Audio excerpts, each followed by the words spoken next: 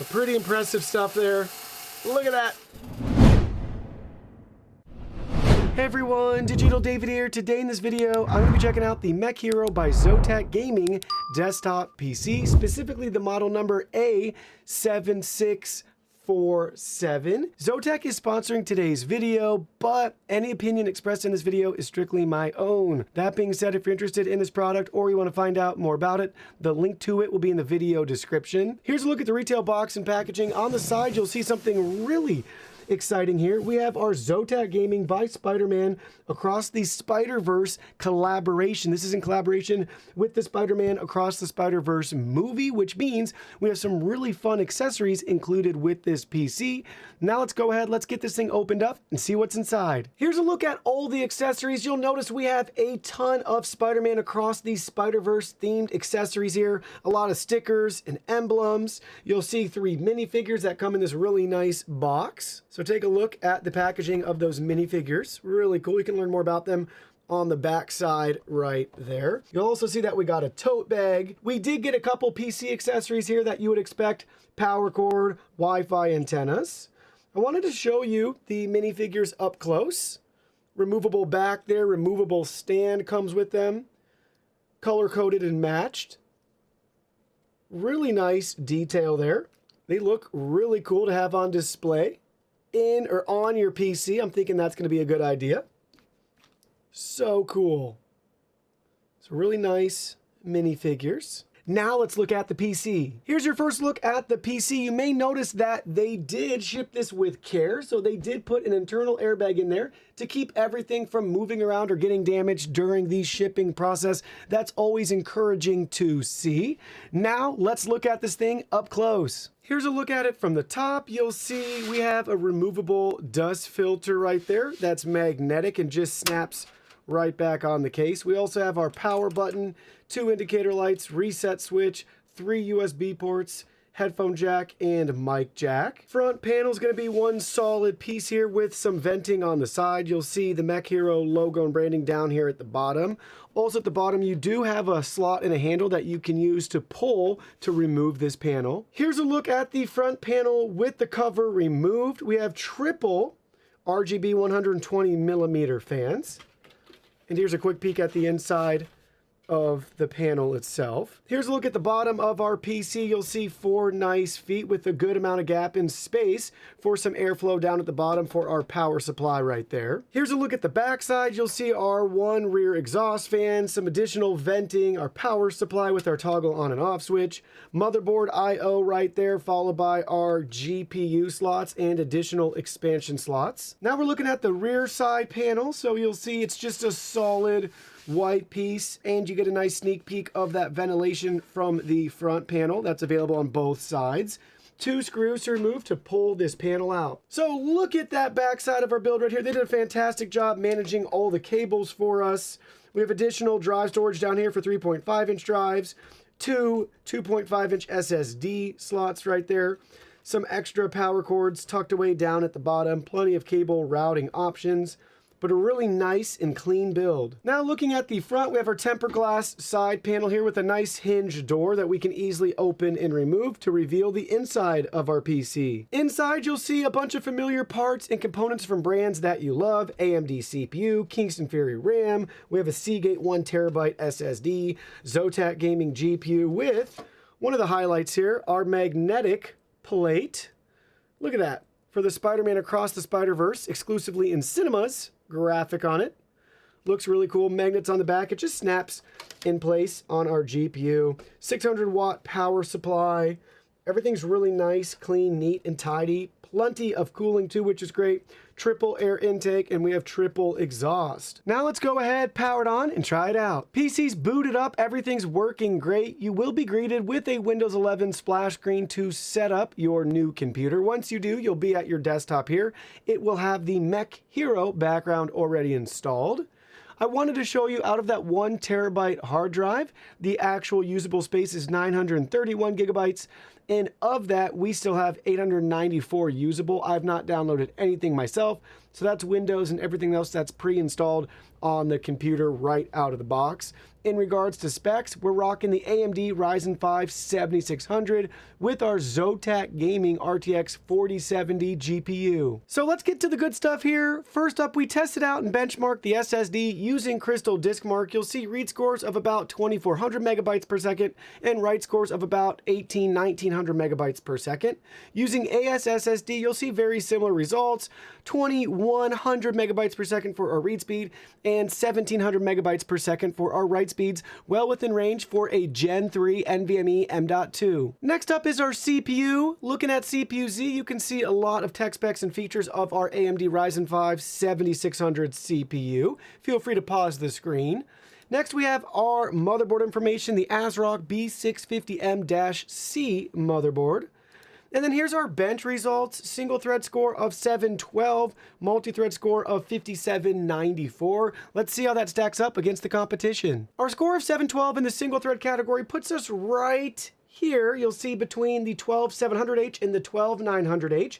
That's above your desktop CPUs like the 11900K, 12400, 12100, but it is going to be below the 12700, 12600K, the Ryzen 9 7950X, but still well within range. You'll see we're definitely towards the top of this list, which has the 13900K as the winner. Multi-thread tells a similar yet even better story. We're at the very top for performance, so you'll see the 7600X, which is a variant of this CPU, and then we have our score right below that, beating out the 12600 series, 12500, 12400, 5600 from AMD, Intel 11600, 5600G from AMD, so you get the idea there at the very top of our 12-thread category. Next up is our Cinebench R23 results. You'll see multi-core score of 1399.2 and single-core scores of 1844. That places us about 99th on the list right here from the really nice scoreboard provided to us by nanoreview.net.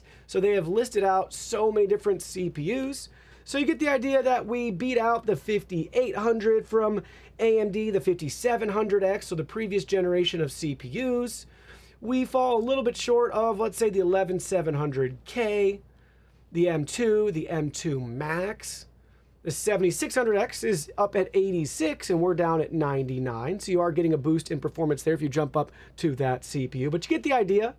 We're in good company there. Geekbench 6 telling a very similar story here. You'll see single core score of 2703, multi-core score of 1149.7. Let's see how that stacks up against the competition. So first up with your single core score, you'll see the 13900 series going to be up at the top, but we're really close to the head of the pack here. You'll see right above the 12900, 13600, so we're right here in the mix, right below the 7800X3D and the 13900. There's the 7900. So you get the idea, right in the middle of the pack with our latest and greatest CPUs from both Intel and AMD. Multi-core, we start to go down the list a little bit more, but still trading blows with a lot of the same CPUs. Now above us is the 12700K. We're above the 5900X, the 12600K, 12700F, and some Threadripper series CPUs. Moving on to thermals, you'll see that we currently have the PC idle right now with all the panels on, and we're currently showing our 7600 coming in at temps around 38 degrees Celsius, and our GPU hovering around 40 degrees Celsius. Now let's max everything out and see how hot it gets. Pedal to the metal, full 100% for over 10 minutes for our CPU and GPU. A lot of nice warm air coming out of the PC. You'll see our CPU's hovering around that 77 degrees Celsius mark, and our GPU's right around 76 degrees Celsius. So both at about the max that we've hit and holding steady. Now it's time for my favorite test, where we're going to use this smoke machine to inject the smoke into the PC so you can get a feel for that airflow here. So take a look, check that out. Love to see it. A lot exhausting out the top as well as the back side. Let me put some towards the front just a little bit here. And maybe you'll notice that pull. It's got a good, nice, strong pull on both sides. Pulling that cool air into the front and exhausting it out the back and top of the PC. So pretty impressive stuff there. Look at that. Amazing. Oh, you know it's time to get the FLIR out here to use our thermal cam to check out the temps on our build. So take a look. You'll see some of the hot spots on here. SSD, our GPU with our Spider-Man graphics on it. Again, Spider-Man Across the Spider-Verse movie in theaters. GPU's nice and warm. See the RAM there. See the heat transferring on the AIO, which is pretty cool. Great and neat to see all that in action right here. And now looking at the back side, our exhaust fan, IO shield, nice and cool there. GPU, HDMI cable, some additional vents, and then our power supply down at the bottom there. But look at that. Everything looks great. Now, the moment you've all been waiting for, let's talk about gaming. For our benchmarks, we're going to be comparing the ZOTAC Gaming RTX 4060 with the ZOTAC Gaming RTX 4060 Ti and the ZOTAC Gaming RTX 4070. First up, in regards to price, you'll see the 4060 is our most affordable option. In the middle, we have the 4060 Ti, and up at the top, our highest, most expensive GPU out of the three tested is the 4070. Next, let's talk about VRAM. So this is going to be either GDDR6 or GDDR6X. I want to mention that the 4060 and the 4060 Ti are the GDDR6 versions, both coming in at 8 gigabytes, where the 4070 comes in at 12 gigabytes in its GDDR6X, and I believe that's going to be a more power efficient RAM. That means we can move more data, which means it's going to consume more power. So if I fully understand that, you have basically a higher performance RAM that's more energy efficient, so you can move more data, but in turn, since you're moving more data, you're consuming more power. Next, we have our boost clock. This is measured in megahertz. The 4060 and 4060 Ti both have 128-bit bus.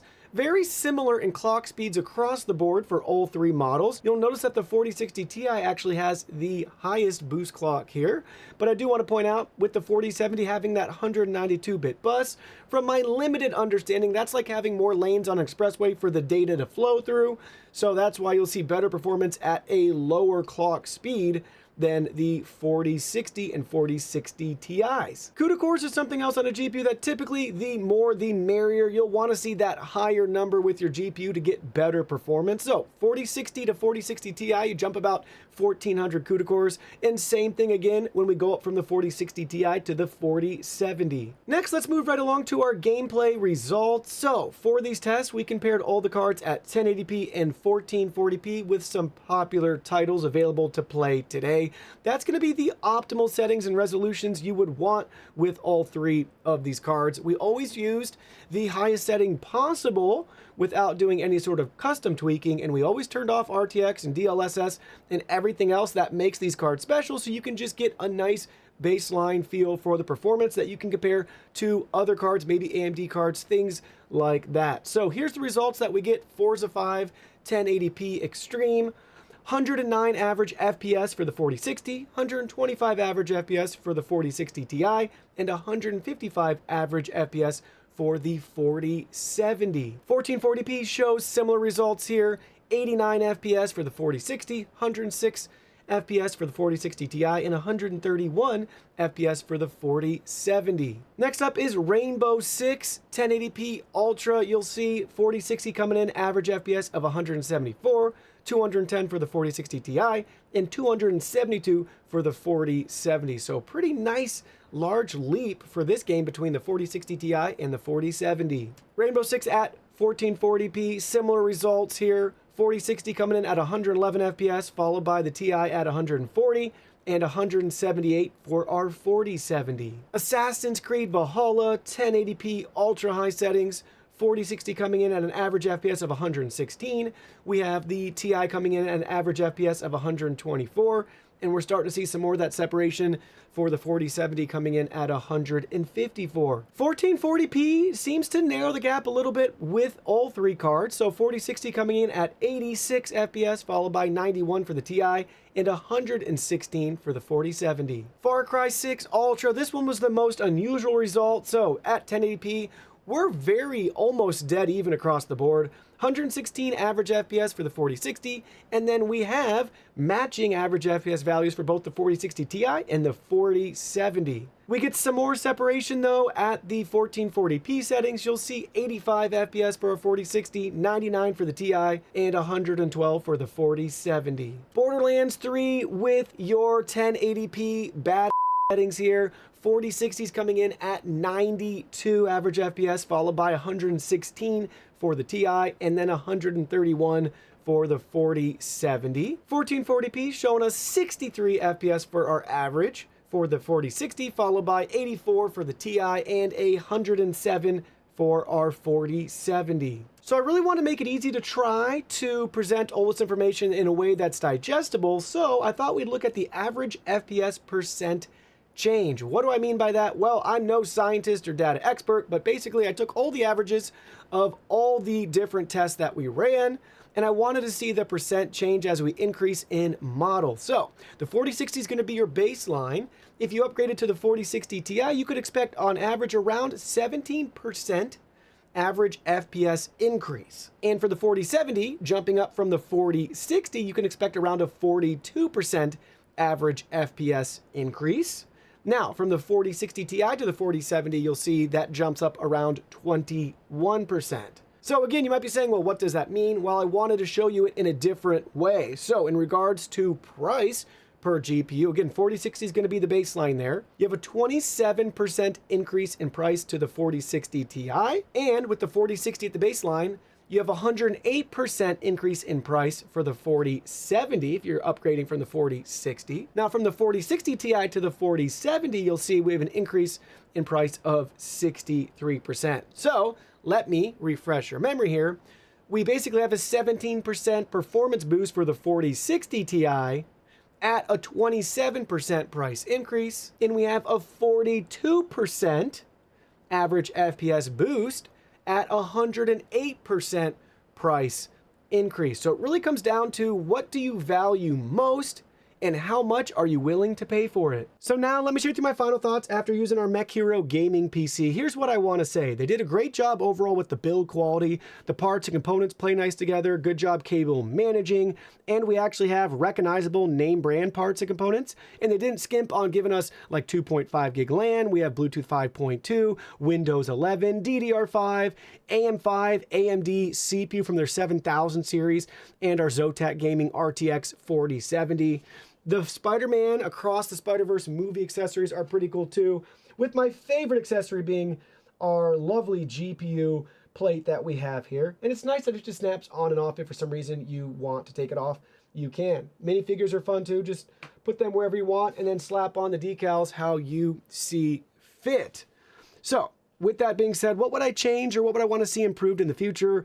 Well, the thing with this particular build is I'd love to see a Gen 4 drive added, even if that means we get a lower capacity. I want those Gen 4 speeds with this computer. Other than that, I'm just not sold on the 4070 from a value perspective.